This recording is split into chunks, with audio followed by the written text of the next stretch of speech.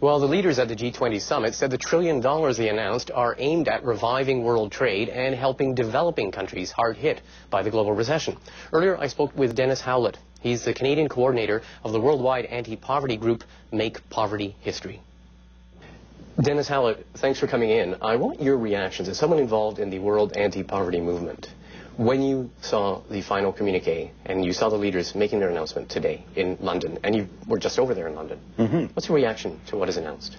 Well, I think we're encouraged that this is another step in the right direction. The G20 leaders of the world's largest economies have recognized that dealing with global poverty and with climate change are key to dealing with this global economic crisis. So they have come up with significant amounts of additional funding commitments to really help the developing countries, because they are affected by this global economic crisis as well. It's not of any of their doing, and yet they are hit hard by this, and they don't have the same resources available to do stimulus packages domestically. So that is a good thing. The only concern is that they're talking about delivering most of this through the IMF and the World Bank, which are the international financial institutions that have imposed policies and conditions on developing countries that have really been part of the problem of globalization that has got us into this mess. Okay, well, that's interesting, because there were $50 billion of a new fund with the World Bank. Yeah. There's, I think, $50 billion that they want to have a sell-off of gold assets from the IMF to free up $50 billion for developing countries and all that. But what about, it seems to me, I heard Gordon Brown, though, say that they were also going to look at how these international organizations work in terms of developing countries. Yeah, they did, in their communique, recognize the need for reform of these international financial institutions.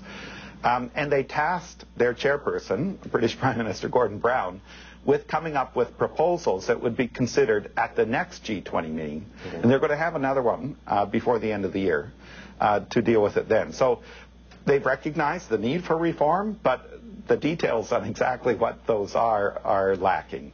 And a similar thing can be said about their commitment to investments in the green economy as a way to stimulate the global economy and really do something about climate change. You know, that's in there as a clear intent of, good words.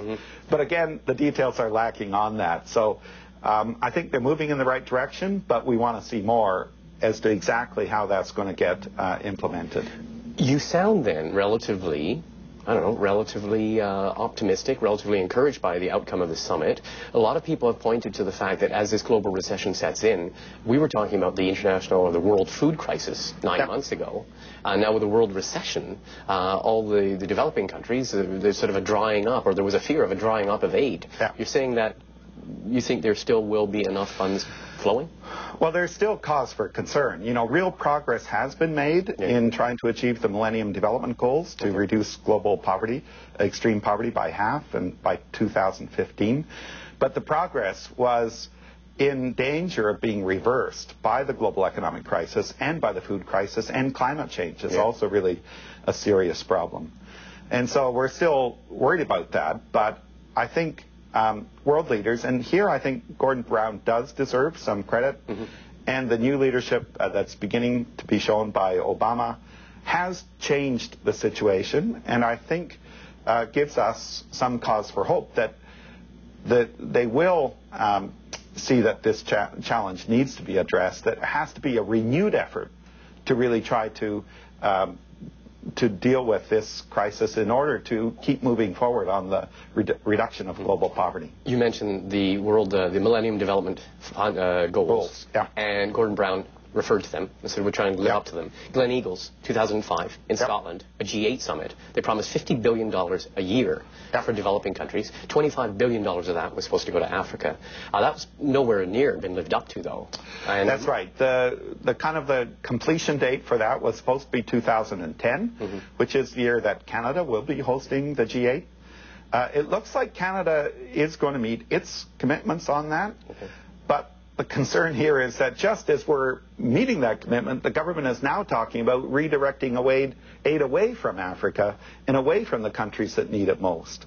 So just as we look like we're, living up to those commitments, we now seem to be turning our backs on that. So it's time to redouble our efforts, not turn away from that. And a restructuring of the international organizations in terms of whether this money gets to the right places under the right conditions. Well, that's where there are proposals coming from the UN Commission on the Global Economic Crisis, headed by Joseph Stiglitz.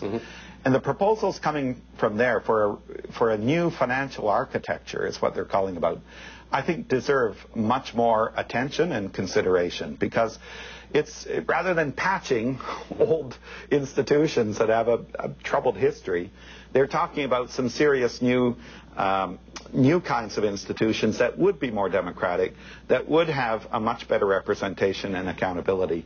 And I think those deserve more attention. So hopefully, as the leaders turn from just trying to deal with the current crisis and patching things together, as they begin to look at how do we move forward on this, those will get more attention, and hopefully we will see something new emerging from this crisis. Well, last question. You're part of an organization with spokespersons like Bob Geldof and Bono, and we've heard a lot of the dire descriptions of what's going on because of the world food crisis and oil prices and things like that.